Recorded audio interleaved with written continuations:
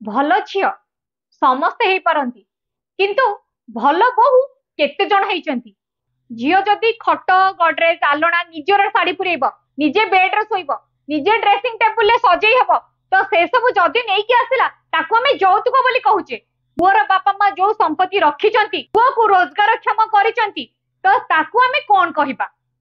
Poor बापा माँ तांको संपत्ति को से तो मरिला बेले नेई कि जिबेनी ना तो पुओ बहु को देई कि जिबे। देखंतु ए उद्दंड बहु को को भलिया व्यवहार ता सासु ससुरंग सहित करूची। एमिति निर्दयी केही नाहांती कथरे कुहंती झगड़ा करंती किंतु एमिति गरम पानी फोपाड़ी गोटे बुढ़ीटाकू एमिति छटपट करी हॉस्पिटल ले पकांतीनी। एई जो संपत्ति बाड़ी पाई सासु को मारुची से संपत्ति बाड़ी को सेटा घरु नेकी आस्थिला। एई भली निर्लज्ज पुओ को पुओ कहिया पई तो लज्जा लागुची।